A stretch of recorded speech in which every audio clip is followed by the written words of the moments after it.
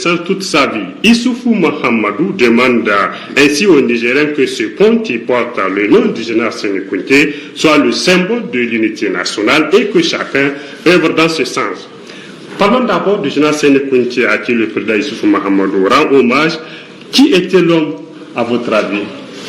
Bon, qui était l'homme, moi je ne l'ai pas côtoyé, j'étais dans l'armée, mais je n'étais pas un de ses proches. Et bon, moi ce que j'ai retenu en tout cas, c'est que c'était quelqu'un de très rigoureux. Et c'est quelqu'un qui n'était pas très attaché à l'argent. Ça au moins c'est quelque chose que les gens ont connu. Et vous savez... peut-être sans vous couper la parole, si la régie peut nous mettre le compte rendu de l'inauguration du 3e pont. La régie. Cette coupure de ruban par le président de la République, Issoufou Mahamadou, marque l'inauguration officielle du 3e pont de Niamey ce 18 février.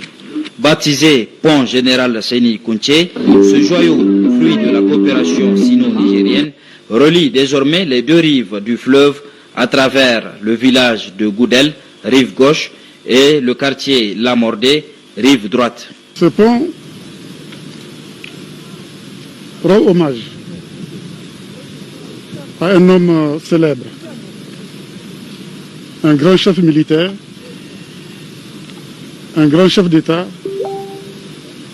qui a marqué l'histoire du Niger. En même temps que j'ai voulu célébrer la mémoire du général Séni Kountché, je voudrais que ce pont soit le symbole de notre unité.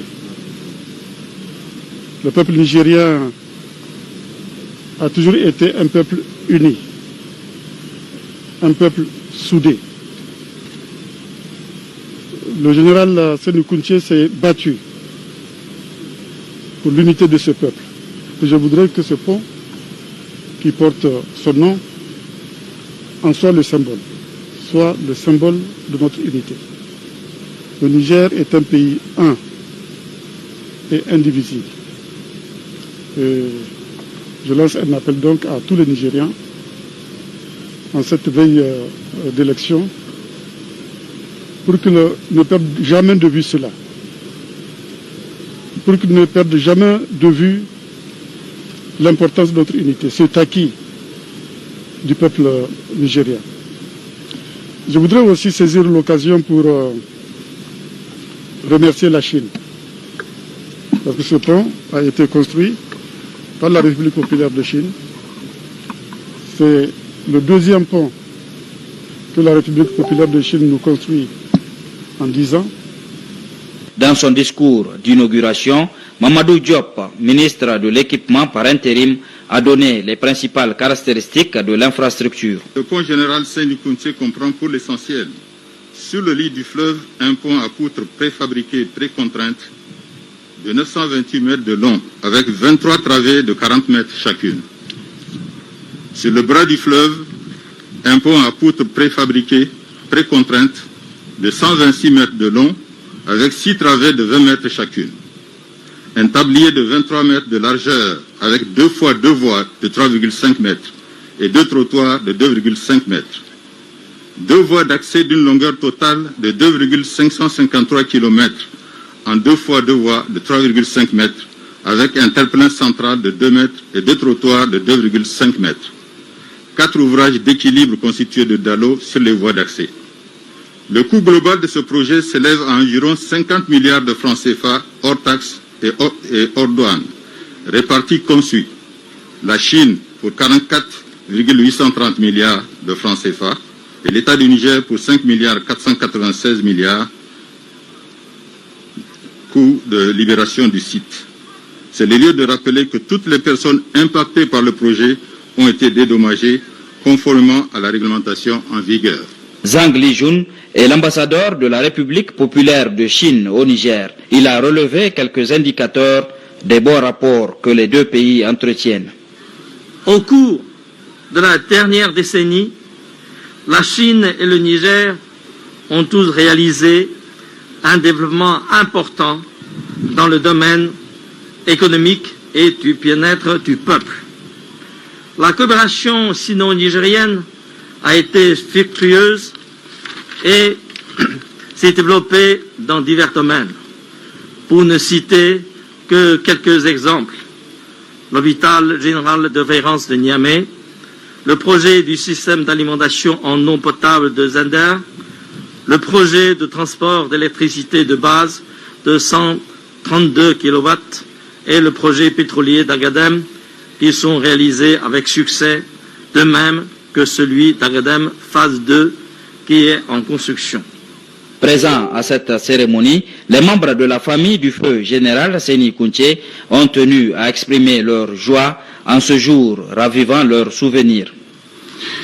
Soucieux du devenir de son pays et rencontrant les élèves et étudiants de Niamey en juillet 1974, il leur conseillait, je cite, « Pensez à votre pays, à ses besoins, à ses problèmes, au grand espoir qu'il met en vous. » Fin de citation. Cet espoir aujourd'hui est en train d'être par construites, lesquelles, comme pour symboliser l'indispensable continuité de l'État, s'appellent entre autres l'échangeur Diori Amani, le pont Djibo Bakari, l'aéroport Mamadou Tanja, demain l'échangeur Ali Cheibou, et déjà aujourd'hui le pont général Seni Kountché. Cette bienveillante volonté d'honorer la mémoire des anciens serviteurs de l'État est salutaire à tout égard et nous vous en félicitons. En guise de reconnaissance, la famille Kountché a offert un cadeau symbolique au président de la République, Issoufou Mahamadou. Un autre cadeau fait au chef de l'État, c'est ce cheval, signe de la gratitude des populations de Goudel pour la réalisation de cette infrastructure.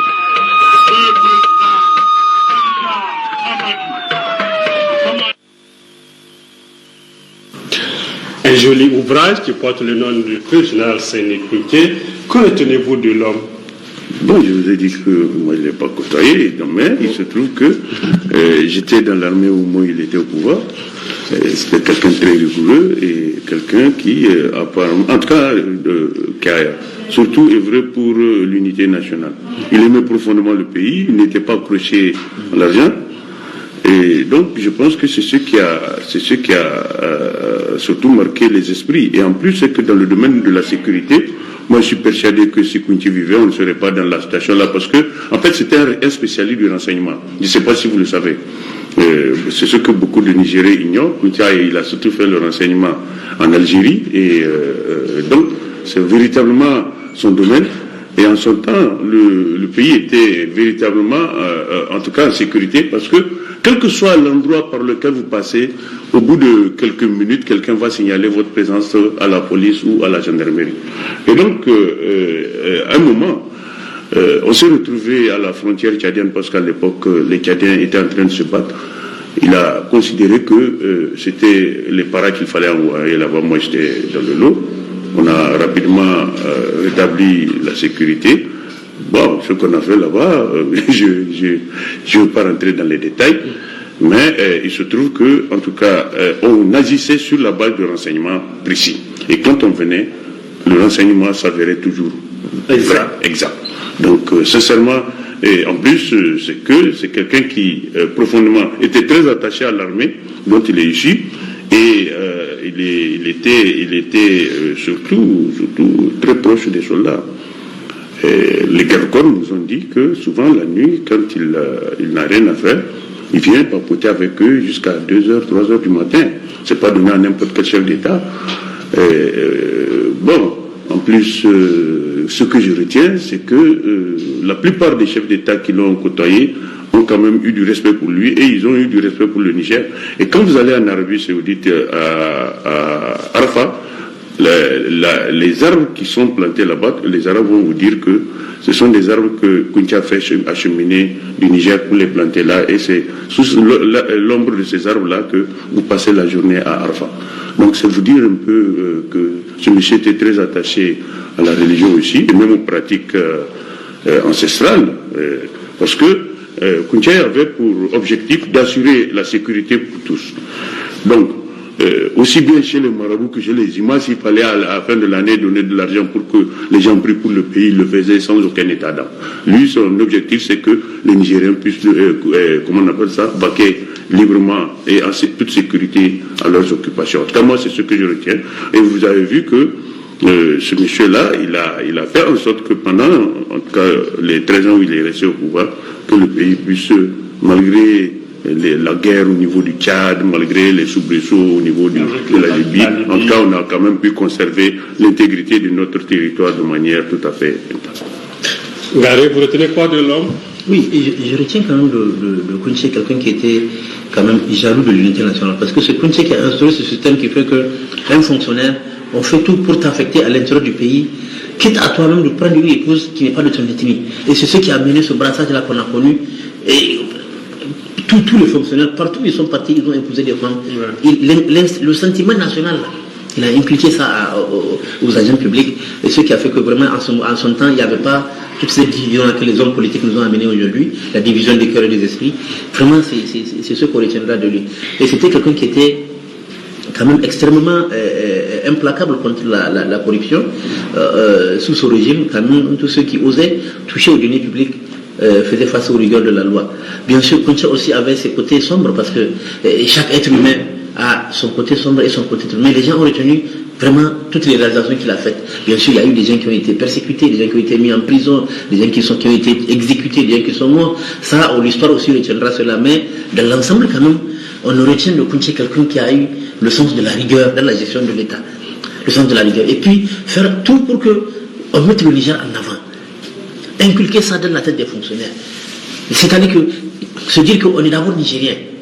Les histoires d'ethnie, non. Et je vous dis, c'est lui qui a fait en sorte que un fonctionnaire qui va faire toutes les régions. Nous, on connaît des fonctionnaires qui ont épousé partout des femmes, là où ils sont partis. Donc ils ont 4 femmes, et vous allez voir que ces 4 femmes sont de régions différentes. Parce que c'était à l'époque de Kounché, et Kounché faisait en sorte que, même les postes ministériels, Kounché faisait en sorte que les ministres puissent maîtriser pratiquement tout le domaine. Ce qui fait qu'il y avait des rotations de ministres. Un ministre va être le ministre de la jeunesse et des sports, il va être le ministre de la culture, il va être le ministre, etc. etc. Et il les faisait, ce qu'on avait des cadres vraiment extrêmement compétents. Mais le plus important, je crois, c'est qu'en ce moment-là, la division des cœurs et des esprits n'existait pas. Kounché faisait tout. C'est vrai qu'on pouvait dire que oui, c'était parce que c'est un militaire, c'était une dictature militaire, et que tout celui qui osait aller à l'encontre fallait faire. Mais quelque part, ça a été bénéfique pour le peuple nigérien. Parce qu'on ne connaît pas ce qu'on est en train de voir aujourd'hui. Cette haine, cette division, sur des bases complètement basses. On ne connaissait pas ça. Et donc, c'est pratiquement les hommes politiques qui ont amené ces divisions-là. Donc, je suis sûr que Kounché dans sa tombe, quand il voit ce qui est en train de se passer ces derniers jours-là, ce qui se passe pendant cette campagne-là, quand il voit ce que les gens sont en train de dire, il doit se retourner dans sa tombe. Il doit se dire que mais c'est comme ça. Et pourtant, selon ceux qui l'ont côtoyé, il craignait fort pour l'avenir du Niger après sa mort. Pour 2 choses. Parce qu'il sait d'abord, au sein du CMS, il n'y a pas des hommes de poigne qui puissent permettre de gérer ce pays-là. En tout cas, gérer la population nigérienne. Il le savait. C'était lui l'homme fort. C'était lui qui était en même temps craint, mais extrêmement respecté par le Niger. Malgré tout ce qu'on disait là, malgré toute cette dictature-là, les Nigériens dans leur ensemble avaient un grand respect pour Kounché. Les gens lui faisaient la révérence parce que c'est un chef. Vous comprenez? On dit non. Si vous avez faim, tout de suite, vous trouvez à manger. Si vous avez soif, tout de suite. Et puis, non, c'est qu'en fait, en réalité, les Nigériens aiment son côté rigoureux. Sa justice. Oui, sa justice. On dit que c'est quelqu'un qui ne souriait pas en public. En tout cas, devant les caméras, c'est pas facile. Bien sûr, au moment où la maladie a commencé, là, on a commencé à voir un Kounché qui faisait des choses et qu'on ne lui connaissait pas. Kounché qui s'arrêtait en saluant les gens et puis qui rigolait avec les gens ont compris qu'il y a quelque chose qui ne va pas en ce moment-là.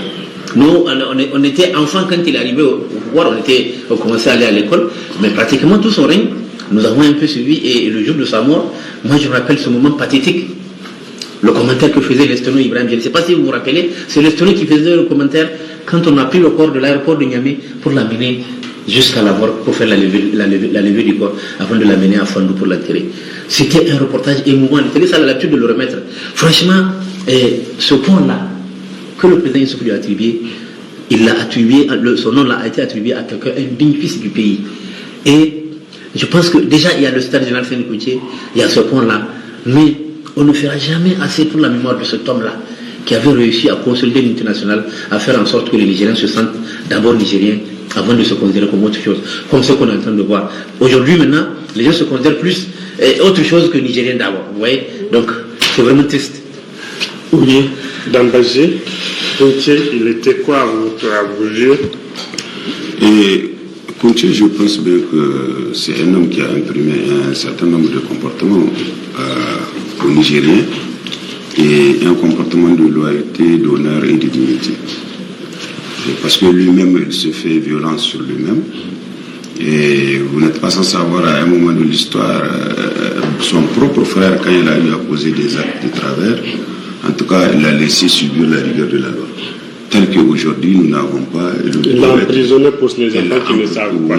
Pour que ceux qui ne savent pas, tel qu'il n'est pas le cas aujourd'hui, où il suffit d'être proche de quelqu'un qui est au pouvoir, vous pouvez même tuer les gens, rien ne va se passer, malheureusement. Et cette rigueur de Koutié, c'est ça qui lui a valu en réalité la crainte que la population avait eue à son égard. Parce que d'abord, il se souciait beaucoup de l'intérêt national.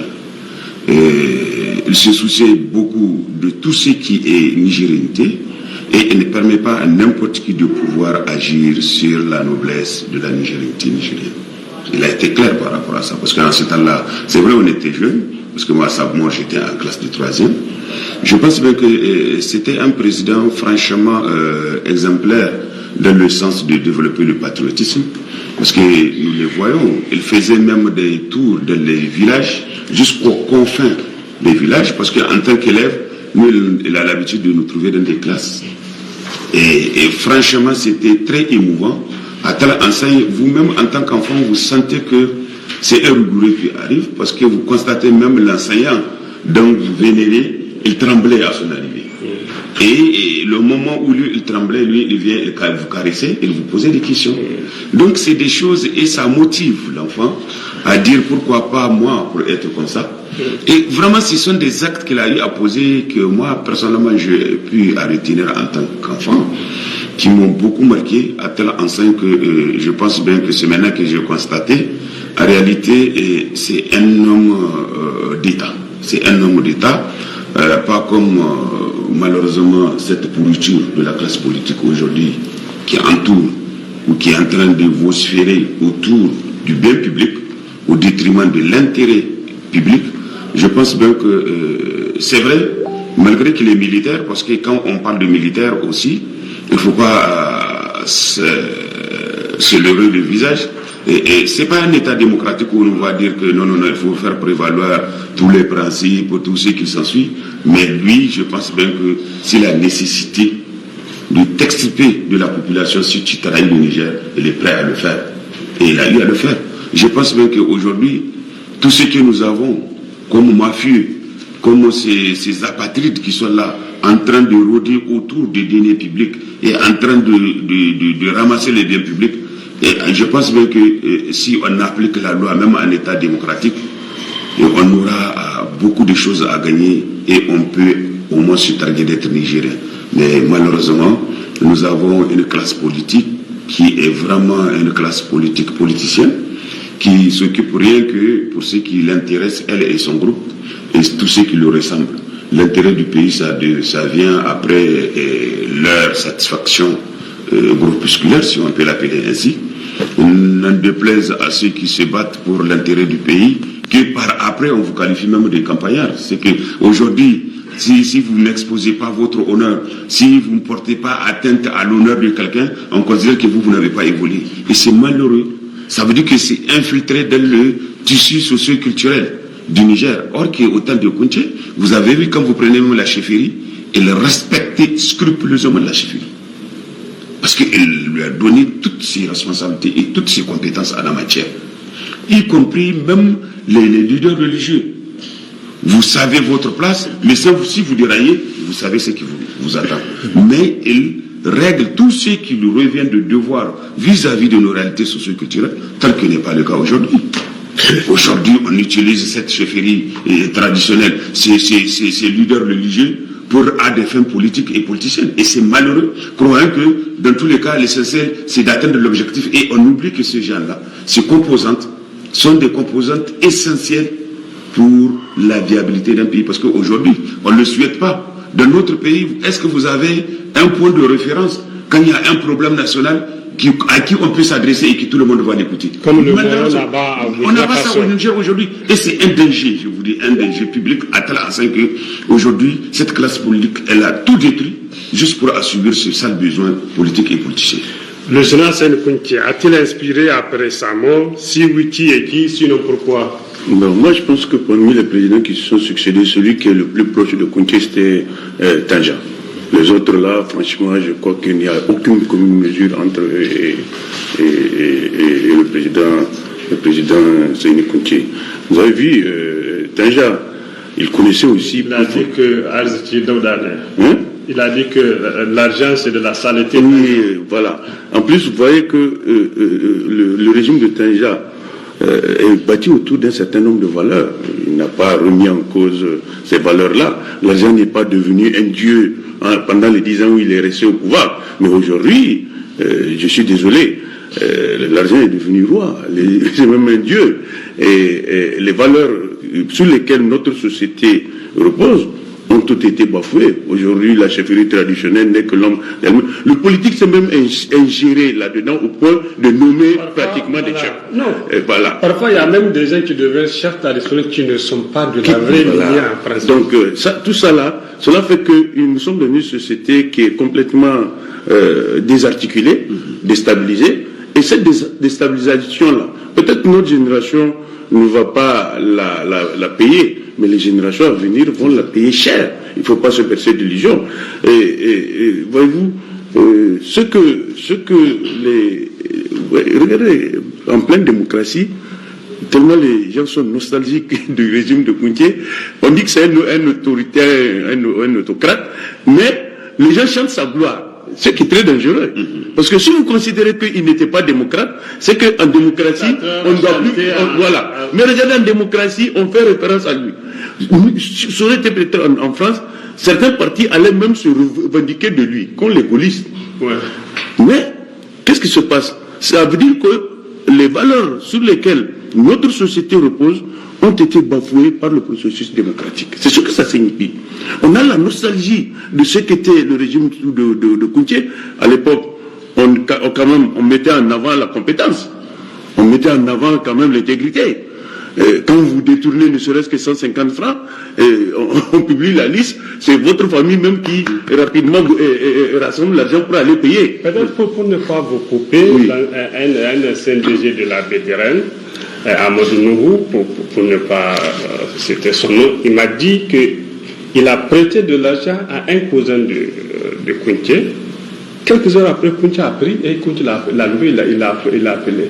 Il dit, mais pourquoi tu vas lui prêter de l'argent? Qu'est-ce qu'il fait pour pouvoir payer là-bas? Ou est-ce que c'est un parent au président? Il va prendre de l'argent avant que ne te fasse, sinon c'est toi qui vas rembourser. Et il a repris l'argent. Donc, c'est vous dire la personnalité du président Kountché. En tout cas, ce qui est certain, même ses adversaires reconnaissent quand même. Il m'a dit quand il était ministre du Commerce, c'est Kountché qui l'a fait pour dire à Indimi, il n'y a pas d'aliments, il n'y a pas de sel. C'est Kountché qui lui dit ça. Il avait les informations, il avait le renseignement. C'est ça, c'est sa force. Voilà. Il était très renseigné. Voilà. Bon, on peut multiplier les anecdotes par milliers, mais ce qui est évident, c'est que, en tout cas, parmi ceux qui ont géré après lui, je pense que celui qui est le plus proche, c'est le président Tanja. Ni t'étais son Tazarché, on aurait même dit oublier Tanja. Non, je pense que malgré le Tazarché, oui. Je pense quand même qu'il a marqué l'histoire du Niger. Il faudrait qu'un édifice porte son nom. Nous l'avons combattu. Uniquement parce qu'il a voulu faire le Tazarché, mais nous n'avons jamais remis en cause. Pour ne pas dévancer les autorités, certaines sources parlent de l'aéroport de Difa. Non, ça c'est assez loin. Moi je pense que même dans la capitale, même dans Niamey, il faut trouver un édifice qui va porter son nom. Sincèrement, pendant les 10 ans de Tanja, si vous demandez à la population, elle a vécu dans une certaine forme d'aisance, même matérielle. Et les valeurs morales n'étaient pas saccagées. Donc je pense que c'est pas parce que nous l'avons combattu contre le Tazarché que nous allons noircir sa mémoire. Non, moi je pense que c'est seulement pendant les 10 ans, avec le programme. Regardez, Tadja est venu au pouvoir, ça coïncidait avec l'arrivée des ressources PPTE. C'est 500 et quelques milliards. La Banque mondiale a dit, voilà une clé de répartition, il faut investir ça dans l'hydraulique, l'éducation et la santé. Et c'est ce qu'il a fait. Et vous avez vu avec les ressources de PPTE, il a élaboré le programme spécial qu'on aurait pu continuer sous une autre forme. Mais qu'est-ce qui s'est passé quand les gens sont arrivés? Ils ont mis ça en stand-by et on a mis les 3N. Pour quel résultat? On dit qu'on a investi plus de 3 000 milliards de francs CFA. En tout cas, moi, je ne vois pas en quoi cela a boosté l'agriculture. La seule chose qu'il faut peut-être retenir, c'est que la pomme de terre produite à Agadez coûte moins cher depuis qu'ils sont au pouvoir. C'est tout. Uniquement la pomme de terre. Qui aurait-il inspiré depuis sa mort? Oui, moi je pense que ce serait hasardeux pour moi de comparer un militaire qui était, quoi qu'on dise, un dictateur, à quelqu'un qui était du domaine du civil. Si je devais comparer quelqu'un qui s'est un peu rapproché de Kounché, c'est celui qui a été son aide de camp, le général Barré. Parce que c'est un militaire aussi qui a voulu un peu mais la classe politique était vraiment contre lui. Et il avait toutes les difficultés du monde. Mais c'était lui que moi je voyais parce que même son arrivée au pouvoir, c'était quand il a vu qu'il y avait une zizanie entre les hommes politiques, qu'il a intervenu sur la tenue politique, il est venu.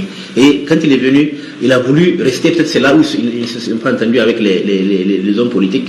Il a fait son Kosimba, etc. Mais sinon, c'est à lui que je voulais comparer parce que quand même, voilà, il a toujours agi. Voilà, parce que c'est à lui. Et l'argent n'était pas sa préoccupation. Et c'était quelqu'un de très simple. Très simple.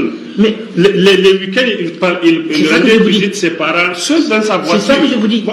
Chaque dimanche, il passait devant notre maison pour aller chez... Je vais vous dire. Vous savez, une fois, Barré était en parachute. Il est tombé dans une maison au quartier Talag, mon quartier. Il est tombé et il s'est cassé le pied. C'est là où il s'est cassé le pied. Eh bien, je crois que chaque dimanche, jusqu'à sa mort, il partait voir la vieille dame là qui habitait dans la maison là. Et les gens le voyaient de la circulation souvent dans une voiture banalisée. Voilà, c'est ça. Donc pour moi, c'est Barré qui se rapprochait parce que c'est les deux époques, c'est les deux trucs qu'on peut, puisque ce sont tous des militaires. Mais on ne peut pas comparer un militaire et un civil parce que c'est pas le même environnement, c'est pas les mêmes époques. Vous comprenez? Mais vraiment, je pense qu'il y a quand même certaines valeurs qu'on devrait... parce que quand on voit, je rappelle encore, quand on voit ce qui se passe pendant la campagne là, il y a certaines valeurs de l'unité nationale qu'il faudrait vraiment remettre dans les esprits des gens. Parce qu'il y a trop de divisions à cause de ces hommes politiques là, comme l'a dit des hommes politiques qui ne pensent qu'à leur propre carrière. Mais je pense qu'ils doivent réfléchir à deux fois, se souvenir de ce territoire de Kounché là, et essayer de recoller les morceaux parce que les gens, pour leur ambition politique, sont en train de briser les liens là. C'est vraiment le mot. Non, ils sont en train de les briser pour leur ambition politique. Est-ce que vous comprenez? Des choses qu'on n'entendait pas auparavant, qu'on est en train d'entendre aujourd'hui. Vous comprenez? Franchement, la classe politique doit se ressaisir. Effectivement, comme l'a dit Bonti, si vous voyez, malgré tout ce qu'il y a comme le fait qu'il soit un régime, qu'il ait été un dictateur, le fait que les gens ont la nostalgie parce que effectivement, celle-ci, la classe actuelle n'a pas répondu aux attentes. À son époque, les gens regardaient de la même direction. Aujourd'hui, vous avez des hommes politiques qui sont prêts à dire n'importe quoi pour avoir le suffrage des électeurs, qui sont prêts à mettre l'esprit de division dans les esprits, uniquement pour assurer les ambitions politiques. On a entendu des choses horribles pendant la campagne là. Horribles. Je ne veux pas nommer des gens ici parce que c'est pas ça, mais les gens se reconnaissent. Ceux qui ont tenu des propos à la limite du supportable. Voilà. Mbazi, le général Kounché a-t-il inspiré après sa mort? Si oui, qui est-il et sinon pourquoi? Kounché l'a inspiré. Parce qu'aujourd'hui, si le président actuel a inauguré le pont, donc on sait qu'il fait partie de ces étudiants qui l'ont combattu. Ça veut dire quoi? Ça veut dire qu'aujourd'hui, l'histoire a donné raison à Kounché, qui en réalité, lui c'est un homme d'État. Le moment où les gens les combattaient, c'est juste pour qu'ils arrivent au pouvoir et faire ce qui bon leur semble et non pour l'intérêt du pays. Donc aujourd'hui, c'est une on a même vu, c'est pas pour vous couper, à la conférence nationale, il a été demandé de débaptiser le ça a été même fait, c'est l'arrivée de Barré qui a ramené ça. Donc si vous prenez les trois présidents, ils ont enlevé le nom de Kounché, alors qu'ils ne savent pas comment Kounché a fait. C'est clair. Maintenant, c'est même une autre investiture qui va porter son nom. Peut-être qu'il y aura même un troisième. C'est ça ce que je suis en train de dire au Mahirou. L'histoire là, elle est têtue. Quand vous prenez les 3 présidents qui ont été combattus par le même groupe de politiciens, aujourd'hui, qu'ils le veulent ou pas, ils ont commencé à reconnaître à ces gens-là des valeurs d'hommes d'État. C'est le cas de Kounché, c'est le cas de Barré, c'est le cas de Tanja. Et personne ne peut occulter dans ces cas d'espèce. Et vous ne pouvez pas empêcher aux Nigériens de se rappeler de ces gens-là parce qu'ils ont donné ce qu'ils peuvent donner. C'est clair. Et eux-mêmes aujourd'hui, de manière mesquine, ils sont en train de reconnaître en réalité et la qualité de ces différents présidents qui ont été patriotes pour le Niger.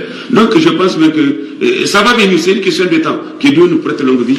Je suis sûr que si vous avez fait quelque chose pour le pays, l'histoire retiendra. Et même si on essaie de camoufler ça, ça va faire surface. C'est clair, vous ne pouvez pas empêcher la valeur intrinsèque de quelqu'un qui a servi honnêtement l'État pour pouvoir, juste pour votre dessein sombre, afin que vous puissiez arriver au pouvoir. Et aujourd'hui, tous les pétrins dans lesquels nous vivons aujourd'hui, vous voyez, c'est les mêmes groupes. Hein.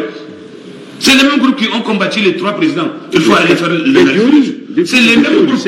C'est le même groupe. Et aujourd'hui, l'histoire, Dieu a créé les conditions pour que les Nigériens constatent qui sont ces gens-là qui animent ce groupe-là. Et aujourd'hui, ils sont là, à la clarté de la lutte, qui en réalité, ils ont fait ce combat, non pour la République Niger, mais pour leur propre intérêt, ne déplaise à l'intérêt national. Et aujourd'hui, malheureusement, nous souhaitons vivement que leur sombre destin ne continue pas. Parce qu'aujourd'hui, le stade auquel on est arrivé, c'est extrêmement grave, où des gens dont vous n'attendez pas, des soi-disant personnalités d'un pays, ils profèrent des propos publics qui sont contraires à l'éthique à l'éthique sociale même, tout court, pour pouvoir assurer à leur intérêt mesquin. Ils sont prêts à ce que le Niger s'éclate pourvu qu'il soit leader. Non, le Niger ne va pas s'éclater, Inch'Allah. Si c'est à s'éclater, ils vont s'éclater eux-mêmes par rapport à cet état de fait et qu'ils se disent une chose. Ils ne peuvent pas, pour leurs intérêts mesquins, créer les conditions à ce que notre pays soit dans une situation ingérable. Ils vont en pâtir, Inch'Allah, tout celui qui a cet esprit de pouvoir créer les conditions à ce que le Niger soit. C'est clair. Tout et cette prière-là, elle soit à l'intérieur que Dieu le brise le Niger. C'est clair. Kounché a fait une prière contre tous ceux qui n'aiment pas le Niger. Le président de la République actuelle, Issoufou Mahamadou, a réalisé et continue de réaliser beaucoup d'infrastructures sur l'ensemble du territoire national. N'est-ce pas que de la même manière qu'il est en train aujourd'hui de rendre hommage à des citoyens exemplaires, demain notre président de la République lui rendra ce même hommage? Ouais, ça je ne sais pas, mais pour un peu revenir en arrière, c'est pas que les 3 présidents qui ont combattu. Cette classe politique-là a combattu Yori. Ces gens étaient au lycée. Moi, je me rappelle d'une interview que le président a accordée, où il dit que, en fait, c'est son groupe qui a jeté la tomate là sur Pompidou. Et que, oui, au lieu de les réprimer, Diori les a fait venir au palais. Il dit, bon, écoutez, nous sommes en pleine négociation. Maintenant, l'acte que vous venez de poser là, ça va m'affaiblir. Et vous avez vu, 2 ou 3 ans après, Diori a été destitué. Donc, cette classe politique-là, elle a... Si c'est aujourd'hui, on allait les... Non, ils allaient tous être bougés. Mais il a invité les 4. Le président lui-même, il a cité les 4 noms avec lesquels il était face à Diori. Diori n'a pas dit de les arrêter. Alors que c'est un président étranger qui est venu en visite, ils lui ont lancé des tomates, tout ça là. Diori a dit, bon, voyez, maintenant vous m'affaiblissez. Nous sommes en pleine négociation. Quel argument j'ai encore? Maintenant vous me mettez dans une position où, finalement, ils vont m'imposer ce qu'ils veulent. Et vous voyez que Diori a demandé comment on appelle ça, une révision du prix de l'uranium, et pour ça là, on l'a fait partir. Donc, c'est vous dire que, bon, est-ce que ces gens-là, depuis qu'ils étaient au lycée, ils n'étaient même pas au service d'intérêt étranger? Moi, je me pose la question. En tout cas, le groupe là, le groupe qui a lancé le tomate sur Pompidou, a montré qu'il n'a rien à voir avec le Niger, il est plutôt au service d'intérêt étranger. On revient à ma question. Oui. De la même manière que nous espérons que l'histoire reconnaisse ce que Issoufou aura fait, s'il a fait quelque chose de bon. Mais les infrastructures là ne vont pas rester dans l'histoire, dans la mémoire des gens. C'est la gabegie et l'impunité. Et vous avez vu même la manière dont les choses se passent ces derniers temps-là. En fait, les gens, moi j'ai vu même une vidéo où les gens disent mais on n'a rien à voir avec les infrastructures. Non, ce qui nous intéresse, c'est qu'il y a des valeurs autour desquelles le pays est construit, vous êtes venu, vous avez foulé au pied ces valeurs-là.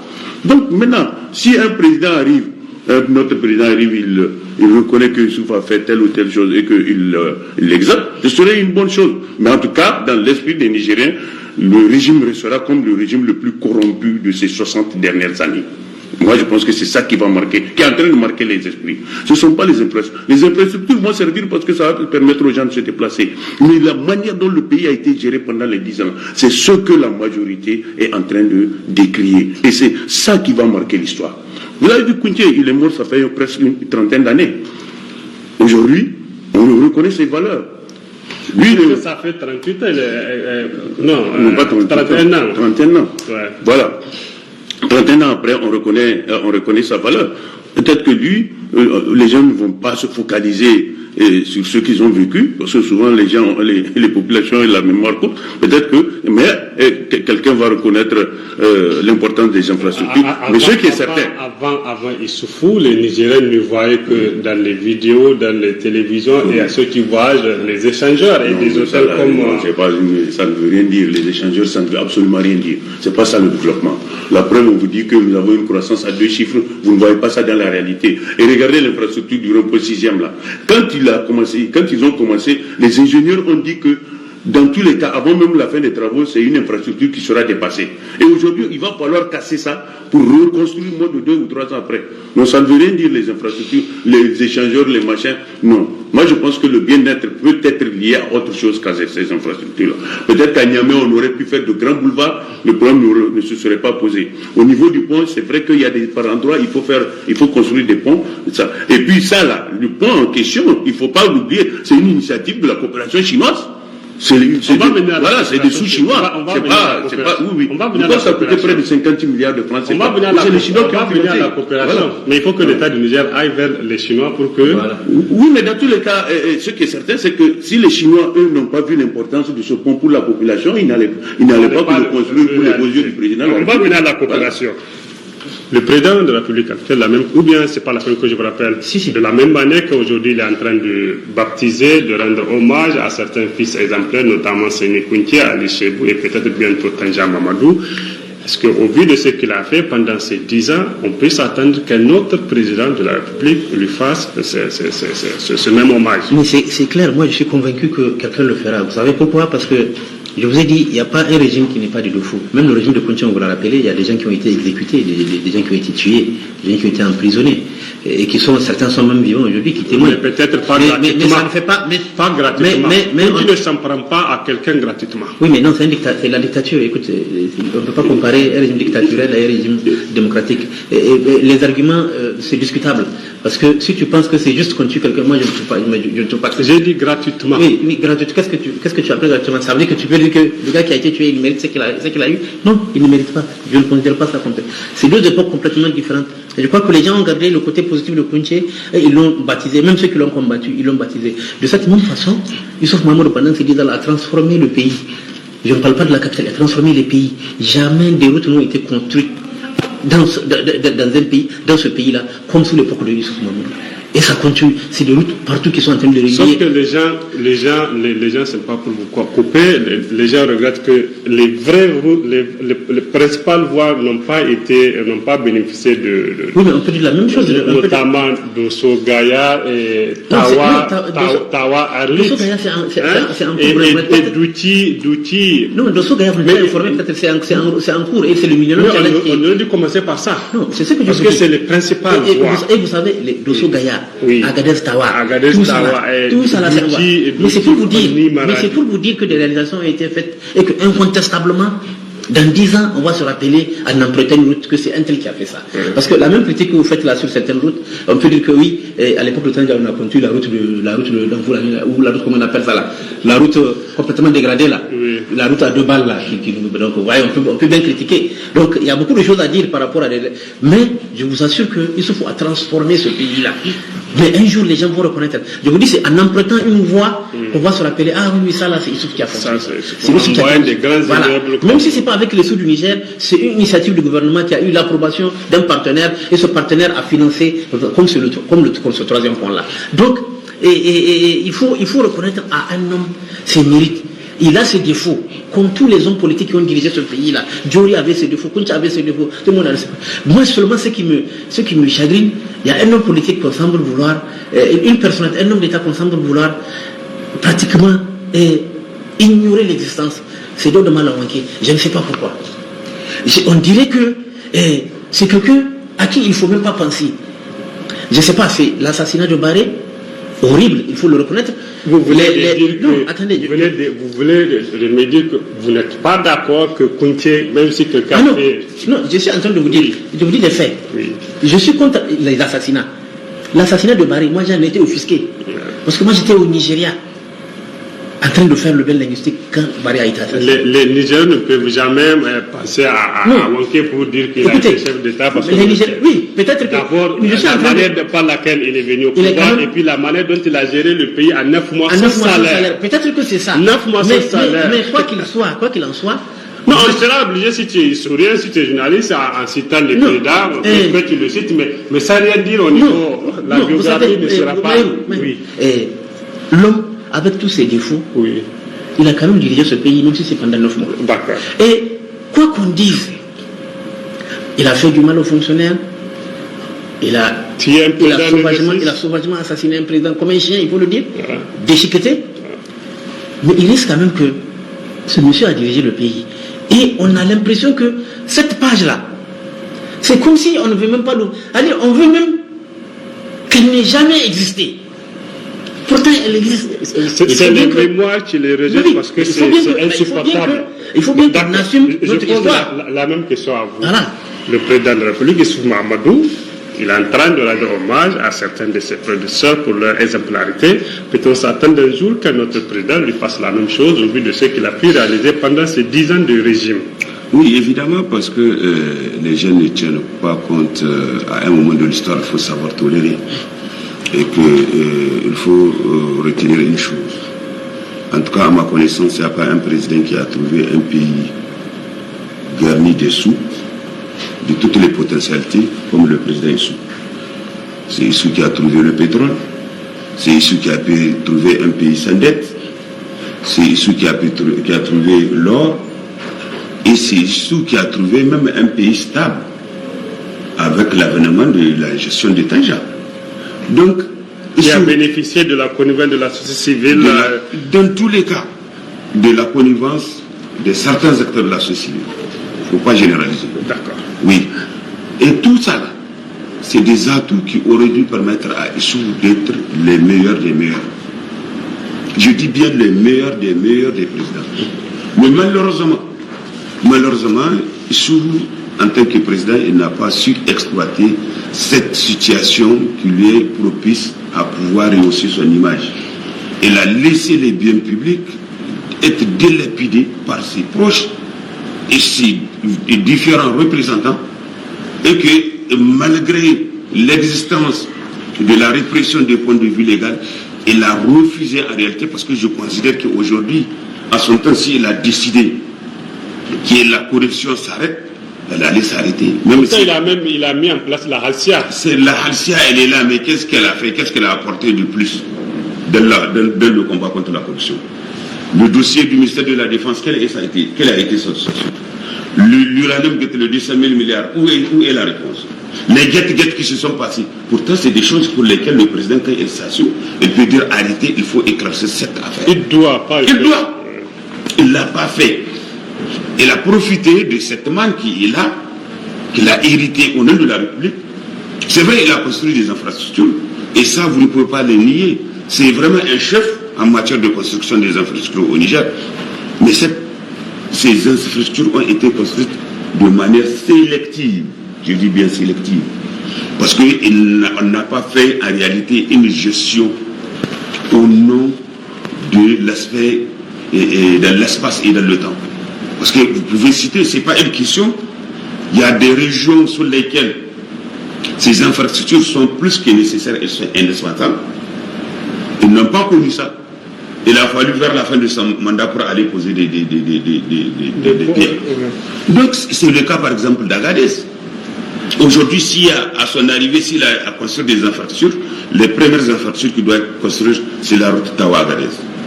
Ensuite, la route Dosso-Gaïa.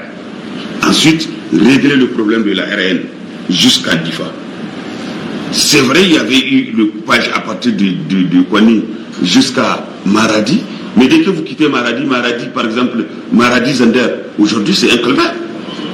À plus forte raison maintenant parler, c'est vrai, on a réglé Zender aussi, Difa, mais même Difa, c'est pas jusqu'à Difa. Donc c'est des choses, c'est vrai, elle a fait des infrastructures dans les grandes villes, mais à quel prix? Toute la question est là. À quel prix ces infrastructures ont été construites pour le Niger, au nom du Niger? Et si on revient à l'orthodoxie de la gestion, après son départ, on audite, et c'est légal, ces infrastructures, je pense bien qu'il y aura des choses, on va découvrir beaucoup de choses, que les gens vont regretter d'avoir même ces infrastructures. Parce que ça risque d'être, semblerait, régler les problèmes quotidiens de certains opérateurs économiques et de certains politiciens qui sont devenus multimilliardaires à son âge. Et mais donc, on sait très bien, en toute âme et conscience, aujourd'hui lui-même, il regrette ceux qui l'ont trahi, parce que je considère que c'est de la trahison de mandater quelqu'un à votre nom, gérer un ministère, et il devient multimilliardaire à votre insu, alors que chez lui, avant qu'il soit ministre, il n'a même pas un âme.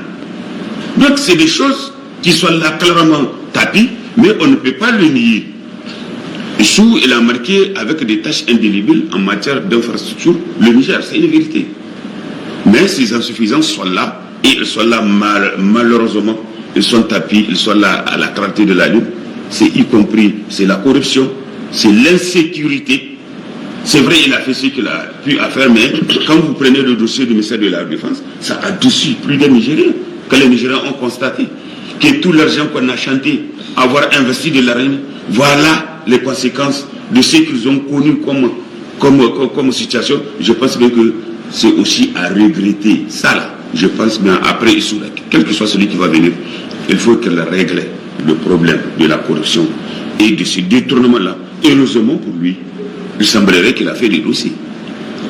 Et vous ne pouvez pas faire disparaître ces dossiers. Celui qui va venir, en tout cas, c'est sa première responsabilité. Après le règlement de l'insécurité, c'est régler, mettre le Niger dans ses droits par rapport à ce retour. Le troisième point de la Sénécountier est le fruit de la coopération sino-nigérienne. Une bonne coopération exemplaire.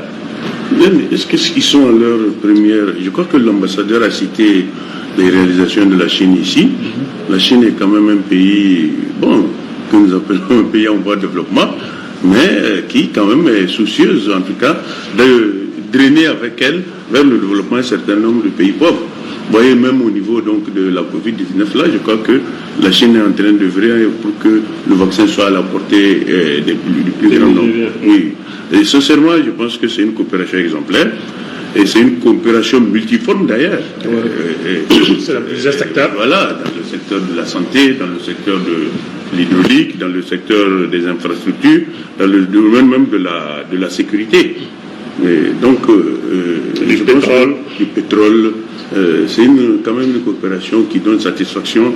Bon, ils disent gagnant-gagnant, mais sur le pétrole, moi je ne suis pas d'accord. Sincèrement, 60-40, ce n'est plus du gagnant-gagnant, c'est du gagnant-perdant. Sur ce plan-là, je pense que nous avons mal négocié. Vous ne pouvez pas posséder la chose, laisser quelqu'un vous délaisser de cette chose-là et vous dire, bon, je vais vous payer 40% de la... Non, je pense qu'on revient à 60 et les Chinois vont à 40, s'ils sont d'accord. Ou bien, à la rigueur, qu'on fasse kiff-kiff. Mais sur ce plan, en tout cas, moi, je pense que c'est une zone d'ombre. On a mal négocié. Vous savez que, bon, c'est peut-être dû à l'inexpérience ou peut-être à autre chose, mais ce qui est certain, en tout cas, dans le domaine du pétrole, notre coopération n'est pas exemplaire, il faut le dire. Et vous voyez souvent, à la fin de l'année, ils ferment la raffinerie, ils s'en vont. Donc, on risque même, dans certains cas, de subir des pénuries Non, sincèrement, sur ce plan-là. Et faites très attention. Il ne faut pas que les Chinois ne transfèrent pas de technologie. Alors que quand ils accordent des grands marchés aux entreprises occidentales, ils exigent que le transfert de technologie ait lieu. Et rappelez-vous, il y a quelques années, ils ont commandé plus d'une centaine d'Airbus. Quand Airbus a voulu monter les avions en Allemagne et en France, ils ont dit non, il faut qu'il y ait une chaîne de montage chez nous pour que nos ingénieurs puissent voir ce qui se passe. Par contre, eux, sur le terrain, ils ne font pas de transfert de technologie. Il ne faut pas se bercer d'illusions. Quand ils font les travaux où ils sentent que les Nigériens peuvent acquérir des connaissances supplémentaires, qu'est-ce qu'ils font? Ils s'en débarrassent, il reste entre Chinois. Moi, une fois, j'ai été lors de la construction du pont qui passe devant le Metz, quand ils étaient arrivés à un moment où il fallait encastrer les poutres, ils ont chassé les Nigériens. Moi, j'étais là, c'est les gendarmes qu'ils ont mis. Alors, comme je faisais du sport, les gendarmes, oui. Après, j'ai demandé, ils ont dit non. Quand ils arrivent à certains niveaux-là, ils nous disent de partir. Et ils ont gardé un seul Nigérien, lui, le spécialiste des grues. C'est le seul Nigérien qu'ils ont laissé parce que, apparemment, la grue qu'ils avaient là, eux, ils ne pouvaient pas l'utiliser. Il n'y avait pas de Chinois. Donc, c'est le seul Nigérien qu'ils ont laissé. Ils ont mis les gendarmes tout autour pour dire aux gens de s'en aller. Aux ouvriers même qui travaillent avec eux de s'en aller parce qu'ils ne veulent pas partir. Donc, sur ce plan-là, sincèrement, je pense que la Chine gagnerait à procéder à un transfert de technologie. Vous voyez, quand vous travaillez avec des sociétés comme Satom, il y a nécessairement un transfert de technologie. Maintenant, toute l'équipe est presque des Africains au niveau de Satom. Voilà. La coopération sino-nigérienne, une bonne coopération? Ah oui, une bonne coopération, surtout quand on sait que ce n'est pas la Chine qui a colonisé le Niger. Mais la plupart des infrastructures qu'on a constatées sur le territoire national sont faites par les Chinois. Les Chinois, notre ancienne colonne ne fait rien? Non, sur le plan des infrastructures, excusez-moi, mais c'est récemment seulement qu'est arrivé en train de construire un siège sur la zone industrielle au niveau de la zone. Non, pour l'état de ça, c'est pour lui, mais et pour nous. Enfin, c'est pour vous dire l'état d'esprit. Donc, franchement, la France a apporté quelque chose au niveau de la coopération. Mais sur le plan des infrastructures, on est extrêmement déçu avec la coopération française. Il n'y a pratiquement rien. Même le pont Kennedy, c'est les Américains qui ont construit. Pourtant, les États-Unis n'ont pas colonisé le Niger. La Chine n'a pas colonisé le Niger. Mais, en termes d'infrastructure, on dit plus merci à la Chine qu'à la France. C'est un problème pour les Français. Il faut qu'ils fassent leur propre introspection et se dire que il y a des choses qu'il faudrait corriger. Il faudrait qu'on soit présent dans certains domaines, notamment les infrastructures. Parce qu'effectivement, dans ce domaine-là, on n'a rien à mettre, en tout cas, sur le plateau pour les Nigériens. Et c'est un problème. Moi, je vous dis, je pense que de plus en plus, les Chinois sont en train de travailler à avoir des compétences nigériennes qui vont gérer. Moi, j'ai eu la chance de visiter la Soraz. Et j'ai été émerveillé de voir un jeune ingénieur en pétrochimie. Nigérien. Je crois que je peux le dire, c'est le fils du maire de Tilaberi, Umaru Kaboye. Un enfant extrêmement intelligent. On me dit que c'est lui qui gère. On me dit que c'est lui l'expert en matière. Et c'est lui qui nous a guidé, c'est lui qui nous a expliqué comment ça marche au niveau de la raffinerie. C'est pas un Chinois qui nous a expliqué ça. On dit que les gens à qui j'ai interviewé, ils ont dit non. Ils ont dit il y a des Chinois qui ne voient qu'à travers lui. Ceux qu'il connaît là, il dit c'est autre chose. Et moi je dis, j'étais extrêmement content. J'ai même pris sur le niveau, j'ai dit non, nous sommes fiers. C'est une fierté. Ah, c'est une fierté. Parce que nous on avait toujours l'idée que au niveau de la Soraz, ce sont les Chinois qui dirigent tout. Et je viens, non, on dit non. Et c'est lui qui répond aux gens, on dit non, c'est lui le principal ingénieur en pétrochimie. Un élève extrêmement intelligent qui, tout le monde dit du bien de lui. Donc vous voyez, moi je pense que cette coopération-là, franchement, nous en sommes contents. Bien sûr, les Chinois ne font pas la charité. Mais ce n'est pas un défaut de vouloir penser à son intérêt. Il faut que les gens arrêtent de penser que, par exemple, oui, on fait la coopération, oui, mais l'autre pays, mais ils voulaient qu'ils fassent ça cadeau. Non. Chacun se négocie. Effectivement, ce que dit Brunti est vrai, la question de 60-40%, moi aussi je considère que c'était mal négocié. Parce que, d'abord, c'est notre pétrole. Les Chinois disent, oui, parce que c'est leur infrastructure. Oui, mais les infrastructures que vous avez amenées, l'investissement que vous avez amené, à un certain moment, ça s'amortit. Au bout d'un certain nombre d'années, vous avez récupéré vos sous. Et je pense qu'il faut trouver un moment où il faut renégocier ces accords-là. Lorsque la Chine aura repris son investissement en termes d'infrastructures au niveau de la Soraz, etc., eh bien, il faut renégocier. C'est le cas de l'aéroport du Hamani. Voilà, donc il faut renégocier. C'est 35 ans.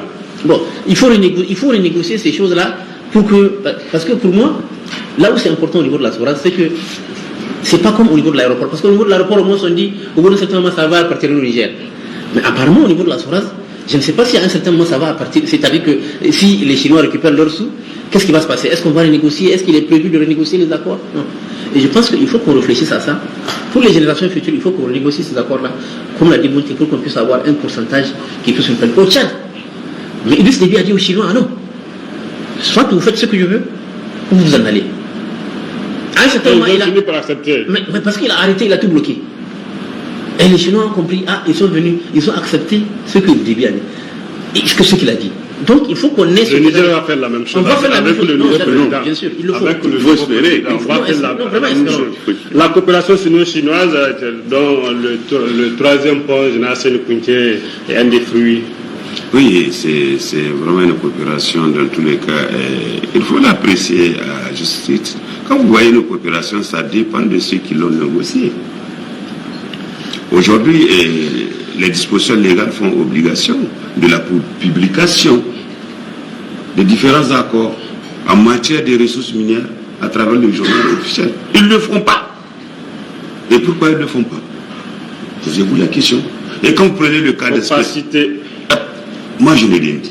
Je sais que si vous ne vous reprochez pas des choses et que la loi vous exige de le faire, c'est avec fierté que vous allez faire ça. Et si vous refusez de le faire, ça veut dire qu'il y a quelque chose. Et quand vous prenez le cas d'espèce de Soraz, il ne faut pas oublier que le protocole de Soraz a été renégocié. Parce que la première négociation qui a eu l'implantation de Soraz, c'est avec Tanja. Et Tanja, il a toujours dit que c'est gagnant-gagnant. Et malheureusement, le moment où Soraz allait commencer à fonctionner, c'était une autre autorité qui était venue. Et on ne sait pas sur quoi ils se sont entendus. Et quand on avait dans le passé, le moment où on applaudissait qu'on allait avoir le pétrole, nous avons appris qu'on allait prendre le litre à 350 au maximum à la pompe. Quand ils étaient arrivés, il faut rappeler les faits historiques. Ils ont dit que le régime de Tanja a très mal négocié. À qui veut l'entendre? Nous avons dit que c'est des produits pétroliers. Il est hors de question qu'un individu ou un groupe d'individus gère ça. On a une société qui est solidaire. Prenez le monopole, remettez ça à la solidaire. Les gens ont refusé. Parce que les gens ont d'autres intentions. Et malheureusement, vous avez vu l'intention qui est là, cachée. Le Niger aujourd'hui, après 10 ans d'exploitation du pétrole, le Nigérien ne sent pas qu'il est producteur du pétrole. Parce qu'il a même préféré avoir la situation d'entendre le moment où il ne possédait pas le pétrole. Parce qu'à ce temps-là, le litre coûtait moins cher à la pompe que maintenant. Donc c'est des situations, moi, à mon entendement, il ne faut pas se déranger de ceux qui viennent. Il faut qu'on se dise les 4 vérités. Nous sommes responsables de notre situation. Allez-y voir les mêmes Chinois dans d'autres villes, dans d'autres pays. Il l'a dit. Ici au Tchad. Allez-y voir comment ils négocient avec les Sénégalais. C'est une question de conscience politique de ceux qui sont, soit ils sont là pour que tout le monde gagne, c'est-à-dire le pays gagne, ou bien ils sont là pour qu'ils gagnent et leur précaré. Ça dépend. Voilà la situation ici, on veut la France ou la Chine. Aujourd'hui, si les Nigériens acceptent et qu'ils se disent, quel que soit le Nigérien, se dit que dans tous les cas, c'est le Niger avant tout, mais je vous dis qu'ils n'ont pas du choix. Ils seront obligés de se plier à ce que nous avons décidé. Mais quand on considère qu'on est le fruit, quand on considère qu'on est le fruit de ceux-là qui viennent pour chercher, vous ne pouvez rien faire qu'exposer le pays pour les calmer et les payer, c'est tout. Bazoum, au moment où Ousmane va prendre ça en compte. Deuxième partie, deuxième tour présidentiel pour un vote massif et apaisé. Plus de 7 millions de Nigériens sont appelés aux urnes demain dimanche 21 février 2021 pour élire leur président entre Bazoum Mohamed du PNDS Taraya et Mohamed Ousmane du RDR Tchangi.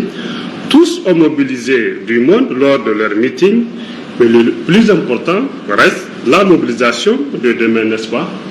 Oui, parce que les meetings rassemblent pratiquement du tout venant, mais je pense que concrètement, il faut que ce soit dans les urnes que les gens se démarquent.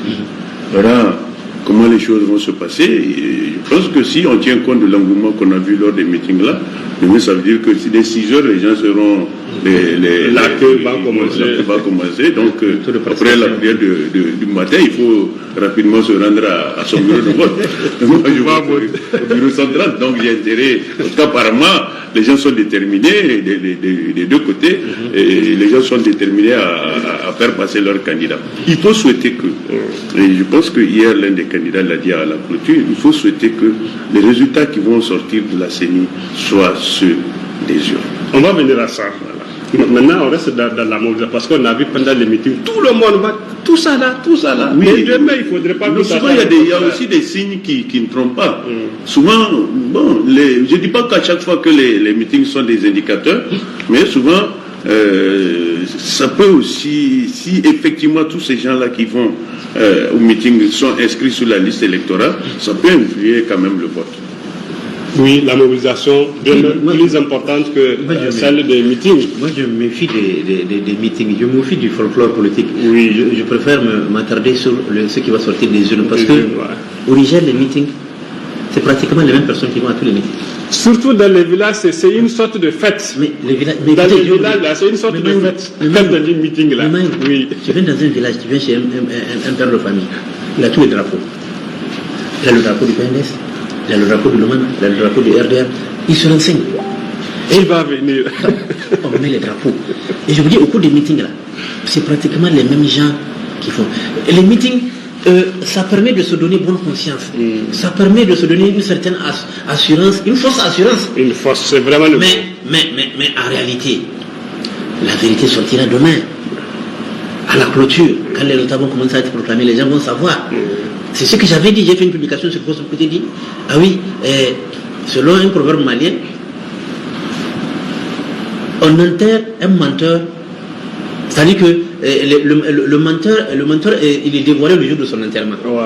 Est-ce que vous comprenez? C'est-à-dire que c'est le jour où on va savoir qui ment et qui dit la vérité. On va savoir qui a vraiment le peuple avec lui et qui n'en avait pas. On va savoir ce que c'est le concept de ballon gonflé, vous comprenez? Et qui n'a rien, quoi. Donc, ouais, je pense que les gens vont comprendre parce que les gens sont déterminés. Il y en a qui sont déterminés à préserver les acquis.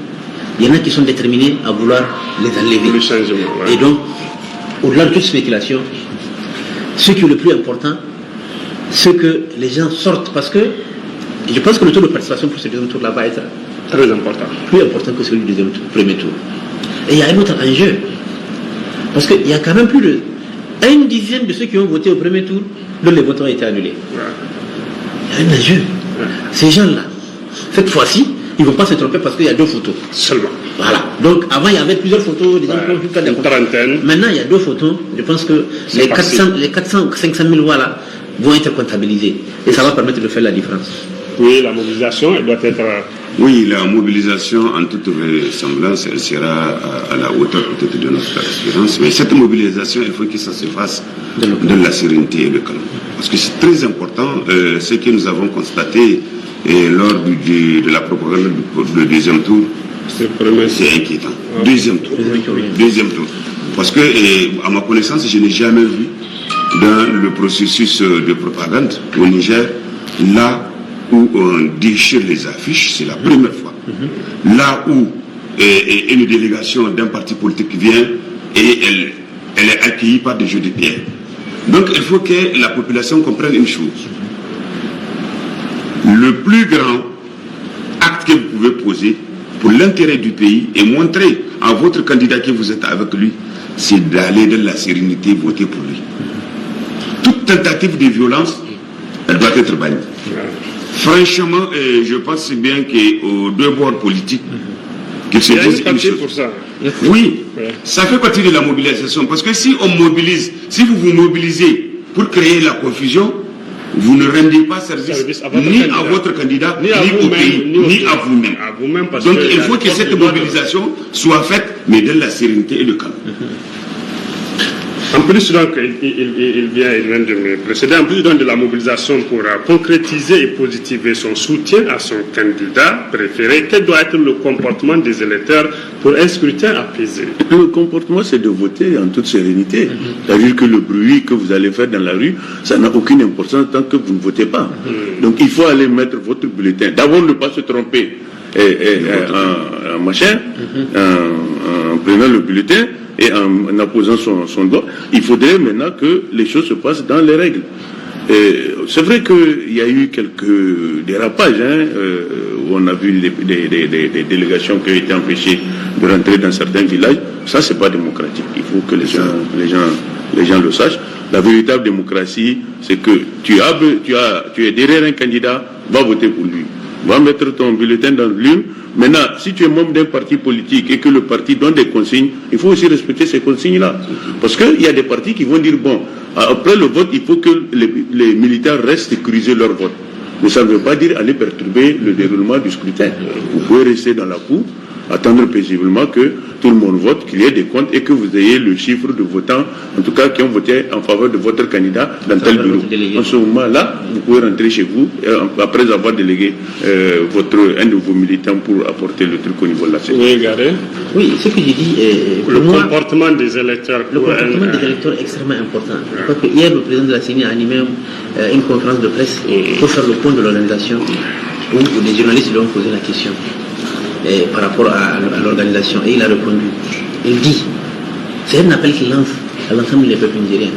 Allez-y voter dans le calme. Ouais. Ne faites pas preuve de violence. Pour moi, celui qui fait preuve de violence bien avant le vote démontre quelque peu les signes de défaite. Parce que pour moi, celui qui est serein n'appelle pas à empêcher à quelqu'un de tenir un meeting. N'appelle pas à saccager le véhicule, à caillasser le véhicule. Pour moi, c'est un signe de panique. Quand tu fais ça, ça veut dire que quelque part, tu es dans un état d'esprit de perdant. Et que pour toi, il faut faire de l'agitation. Il faut même empêcher à quelqu'un de venir faire son meeting, ce qui est tout à fait normal dans un contexte démocratique. Pour moi, c'est ainsi. Mais j'ai dit, il faut que les gens reviennent à la sérénité. Ces élections-là, elles nous concernent tous. Et comme l'ont dit tous mes prédécesseurs, le plus important, c'est d'aller mettre son bulletin dans l'urne. Nous allons partir mettre le bulletin. Et nous allons venir faire les débats comme on a l'habitude de le faire certainement. Mais je pense qu'il faut interpeller les gens pour que les choses se passent dans le local. Parce que ce qu'on est en train de voir ces derniers jours-là, c'est pas bon, c'est extrêmement inquiétant. C'est extrêmement inquiétant. C'est-à-dire des gens qu'on empêche de tenir des meetings, des jets de pierres sur des véhicules, des affiches qui sont déchirées. Ce n'est jamais arrivé Non, mais parce que tout simplement, c'est les leaders qui incitent. À travers le discours de haine. Et justement, non, attends, je vais finir. Oui. C'est les leaders qui incitent à travers le discours de haine. Ils ont créé une situation de telle sorte que le militant de base, qui parfois ne permet pas voter, il ne faut pas voir ceux qui vont. Non, tous ceux qui vont de l'arène. On a parlé de mobilisation d'abord. Parce que les meetings ne parlent pas si les militants ne partent pas voter. Il y en a qui n'ont même pas de carte d'électeur. Parce que pourquoi? Parce qu'il y en a, ils n'ont pas incité leurs militants à partir de nous s'enrôler. Voilà encore notre problème. Et quand tu n'as pas de carte d'électeur, tu ne votes pas.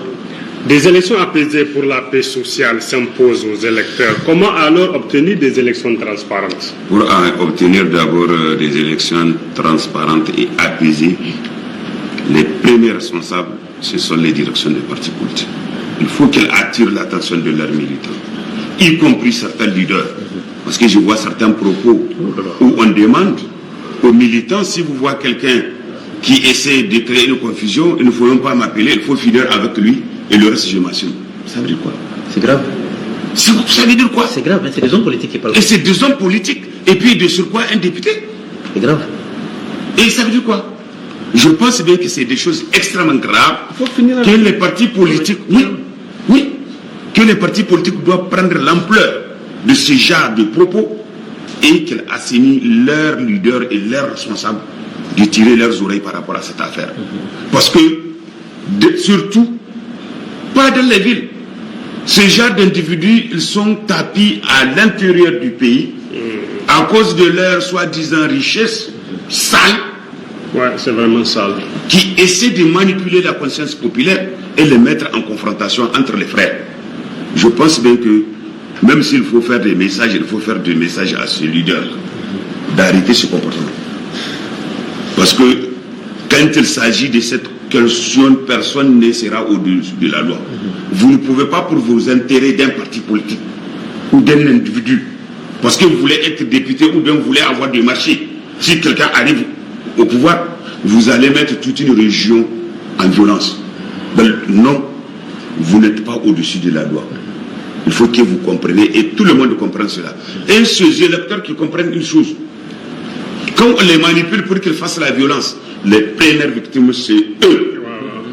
Parce qu'ils seront pris, ils seront interpellés, peut-être à la rigueur, Lui, le leader, il va les fréquenter peut-être 2 fois ou 3 fois à la prison. Ils vont même pas. Et parfois, vous ne verrez même pas. Vous ne verrez même pas ce leader-là, il va continuer. Il va vous oublier. Donc, il faut faire extrêmement attention. Dans la rue pendant Charlie, il faut faire extrêmement attention. Ils sont même devenus des conseillers à la présidence. Il faut faire extrêmement attention dans ce que les uns et les autres vont faire pour manipuler vos consciences, juste pour pouvoir garantir leur intérêt mesquin et vous exposer et exposer vos familles. Oui, et je voudrais ajouter par rapport surtout à la responsabilité de la CENI, parce que c'est important. Et parfois, le plus grand problème, là où il se produit, c'est au niveau des commissions décentralisées. Pas au niveau central. Pas au niveau central. Parce que c'est difficile Mais ils ont prêté serment. J'arrive. C'est difficile que les données qui ont été montées au niveau central, que quelqu'un tente de modifier ça. Parce qu'il y a tous les représentants qui sont là. Maintenant, le grand problème, c'est au niveau des concentrés. Qu'est-ce qui se passe parfois? Ces commissions déconcentrées, elles ont à leur disposition un fonds et les véhicules. Le jour des élections, ils n'ont pas le droit de rester dans leur bureau, tapis de leur bureau, mais ils ont le droit d'aller superviser, d'aller superviser les bureaux de vote. Parce que en cas où on leur présente un PV, où ils ont acheté eux-mêmes à un manque ou à l'absence du vote, ils ne transmettent même pas ces données. Ils annulent ça. Parce qu'ils considèrent que le bureau n'a pas voté, ils ont constaté eux-mêmes. Donc si on fait un faux PV, ils ont le droit de ne pas transmettre ça. Oui, mais sauf que là il y a les représentants de tous les partis qui ont assuré qu'ils vont être présents. Non. Donc en principe, le cas d'espèce, je suis en train de te dire, c'est des cas qui sont un peu loin. Je sais de quoi je parle. Je ne parle pas des cas ordinaires qui sont là. Parce que dans les gros centres, c'est difficile d'avoir ce genre de cas.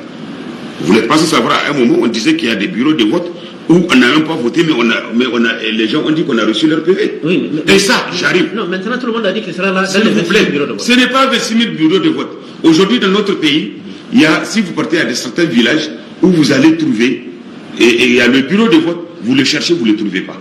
Et là, c'est la responsabilité de la commission centrale d'attester que ce bureau-là, il n'a pas fonctionné. Oui, mais c'est ce que je suis en train de te dire, c'est des insuffisances qui peuvent surgir et qu'on dise que la CENI a entériné des bureaux de vote n'ayant pas voté, auprès duquel il n'y avait pas eu d'autre. Et ça, c'est la responsabilité des commissions déconcentrées. Parfois, ces commissions déconcentrées, ils restent chez eux, ils ne font pas la supervision. Et mieux, quand on les transmet, les PV par bureau de vote, un tour de table pour ils ont l'obligation de vérifier, j'ai bien dit, l'authenticité de ce qui a été fait avant de le transmettre, si c'est au niveau communal, avant de le transmettre au niveau départemental, ensuite départemental au niveau régional. C'est à ce temps-là qu'on transmet au niveau central. Donc, le gros problème, il faut que ceux qui sont responsabilisés de point de vue individuel, disent qu'ils ont une responsabilité vis-à-vis de leur pays et que s'ils créent une situation ingérable pour le pays, ils sont responsables et ils ont trahi le serment, ils ont trahi la République. Nous sommes déjà très fragiles avec notamment l'insécurité. Comment doivent agir les deux candidats jusqu'à la proclamation des résultats globaux définitifs pour éviter tout dérapage? Non, même après ça, je pense quand même qu'il doit faire preuve de fair play. Il ne faut pas que le pouvoir, dans notre religion, on dit que c'est Dieu qui donne. Ouais. Bon, on vote, mais Dieu donne. Maintenant, je pense que celui qui aura gagné de manière régulière, il faut quand même lui reconnaître sa victoire. Celui qui ne gagne pas de manière régulière se proclame gagnant, là, c'est autre chose. Voilà, donc je pense qu'il doit de la responsabilité des deux candidats, il va de la responsabilité des deux camps. Il faudrait que les uns et les autres jouent la partition démocratique et que cette partition-là nous amène à élire un président qui fera consensus. Nous devons agir, Mohamed Ousmane, Bazoum Mohamed, jusqu'à la proclamation des résultats globaux définitifs pour éviter tout dérapage. Oui, déjà, il faut qu'on n'ait pas l'impression qu'il y a ceux qui font juste du bruit, mais dans la réalité du terrain, ce n'est pas effectif. Oui. Vous voyez, par exemple, l'opposition a dit qu'elle sera présente dans tous les 26 000 bureaux de vote du pays. Pour moi, il faut que ça soit effectif, parce que souvent, on fait des annonces, mais dans la réalité, nous, on constate dans les bureaux de vote que parfois, il y en a qui ne sont pas présents. Donc, parce qu'il faut le dire, c'est contre eux-mêmes. Oui, c'est-à-dire que c'est les partis politiques ou les groupements qui prennent en charge les délégués. Vous comprenez? Donc, ça coûte de l'argent. Donc s'il y a dans les 26 000 bureaux de vote, vous avez quelqu'un, c'est déjà extrêmement important. Et je pense que ça peut permettre de... Le détail encore le plus important, c'est comme l'a dit Monti, le fair play. Le fair play et surtout la sérénité avant la proclamation des résultats. Hier, le président de la CENI l'a rappelé. La seule entité qui a les prérogatives de proclamer les résultats de l'élection, c'est la CENI. Et la seule institution qui a les prérogatives de valider le truc, c'est la Cour constitutionnelle. Donc la proclamation là, seule la CENI peut la faire. Parce qu'on a entendu des bruits sur les réseaux sociaux selon lesquels l'opposition aurait l'intention au lendemain des élections de se proclamer vainqueur. J'ai dit bien aurait, je mets le conditionnel. Non, c'est arrivé dans certains pays. Bien avant la proclamation des États pour dire que j'ai gagné.